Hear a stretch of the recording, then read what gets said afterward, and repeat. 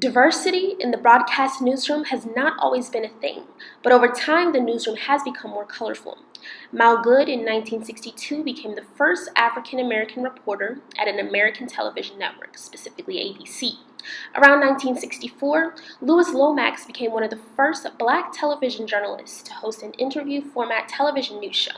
His show ran on a station in Los Angeles. Max Robinson was the first African-American national news anchor. He began co-anchoring ABC World News Tonight in the late 70s and eventually became anchor. In the 60s, Belva Davis was the first African-American woman news reporter on the West Coast at a local California station. Carol Simpson was another first. She was the first African-American woman to anchor a major network newscast in 1988.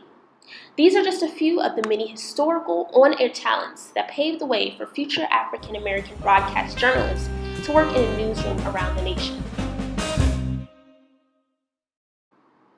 Over the years, as the United States has become more diverse, it's necessary that newsrooms follow suit, specifically television broadcast stations.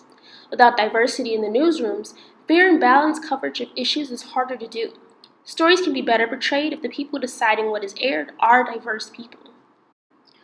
According to a national study about television coverage, it's that compared to whites, racial and ethnic minorities are disproportionately likely to be covered in crime stories. Crime is often covered in local news, and some people are aware of how the media has shaped the public's view of African Americans in relation to crime news stories. The study also talked about because historically whites are the majority of reporters, and in leadership roles, they control the stories, which can cause bias and prejudices to be reflected. And the graphs show changes over time in the workforce since 1995. So Nicole, if newsrooms were appropriately diverse, if there were proportional numbers of minorities working in television and print newsrooms, would that be the case? Would it be treated like a trend? I suspect, maybe not. I right? suspect race would be.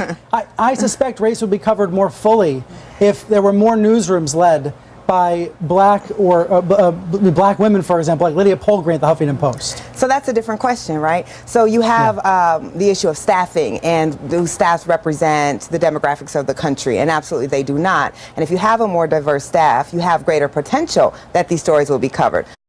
For decades, television has displayed predominantly white faces, with the first television news show in 1940. But nowadays, diversity in the newsroom has grown with prominent figures like Oprah, Lester Holt, and Don Lemon, to name a few. But there's still work to be done.